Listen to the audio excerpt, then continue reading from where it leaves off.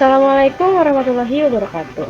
Hai teman-teman, kembali lagi di video pembelajaran tematik.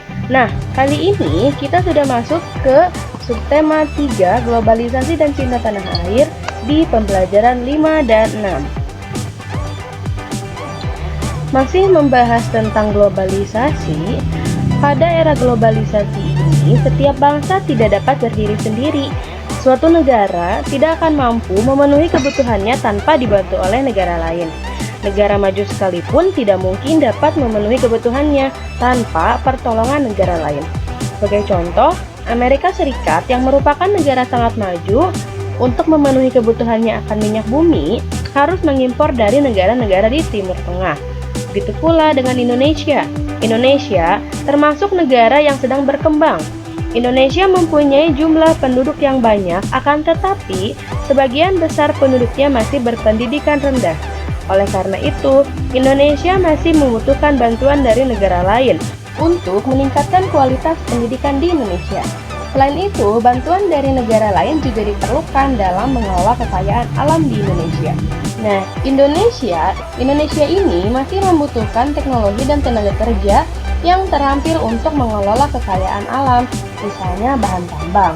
Oleh karena itu, Indonesia mengundang negara lain untuk bekerja sama mengelolanya. Negara lain kemudian mendirikan perusahaannya di Indonesia melalui kerjasama yang saling menguntungkan. Para pengusaha dari luar negeri pun banyak yang menanamkan modalnya di Indonesia. Berikut ini beberapa alasan perusahaan asing mendirikan perusahaan di Indonesia. Yang pertama, kekayaan alam atau bahan baku dan lahan untuk mendirikan pabrik ini di Indonesia sangat tersedia. Yang kedua, tenaga kerja yang banyak dengan upah yang relatif murah. Yang ketiga, letak geografis yang strategis karena Indonesia ini terletak di antara dua benua dan juga dua samudra. Hal ini memudahkan kegiatan transportasi. Yang keempat, jumlah penduduk yang banyak sebagai konsumen yang potensial. Yang kelima, negara Indonesia dalam keadaan yang aman dan stabil. Dengan adanya perusahaan asing di Indonesia, ini memberikan beberapa keuntungan dan juga kerugian. Kita simak baik-baik ya. Keuntungannya, yang pertama, memperluas tenaga kerja. Yang kedua, meningkatkan pendapatan masyarakat. Yang ketiga, mudah memperoleh kebutuhan hidup. Yang keempat, menambah pengetahuan dan meningkatkan keterampilan. Nah, selain mendapatkan keuntungan atau manfaat, dengan adanya perusahaan asing di dalam negeri ini mendatangkan kerugian. Nah, ini beberapa kerugian berdirinya perusahaan asing di Indonesia.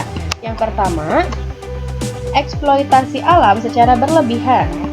Yang kedua, pencemaran lingkungan. Yang ketiga, keuntungan perusahaan asing. Yang keempat, masyarakat menjadi konsumtif dan boros. Nah, selanjutnya kita akan membahas tentang kritik atau mengkritik. Kritik adalah kecaman, tanggapan, atau saran. Kritik yang baik adalah kritik yang disertai alasan. Nah, alasan itu harus disertakan dalam kritikan dan harus masuk akal dan juga harus berdasarkan pertimbangan baik dan serta buruk. Nah, ada beberapa hal yang harus diperhatikan ketika saat kita akan mengkritik. Saat mengkritik, kita harus memperhatikan unsur kesopanan.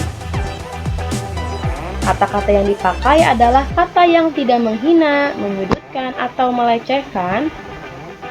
Nah, isi kritiknya juga harus disampaikan mengarah pada sesuatu yang lebih baik dan lebih benar.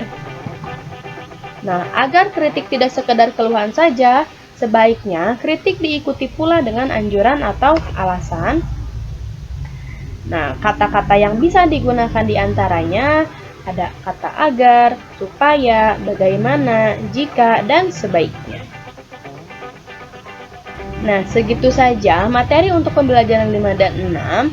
Tadi kita sudah membahas tentang alasan perusahaan asing mendirikan perusahaannya di Indonesia, lalu keuntungan dan kerugiannya, dan setelah itu kita membahas tentang kritik. Kita cukupkan pembelajaran kita hari ini.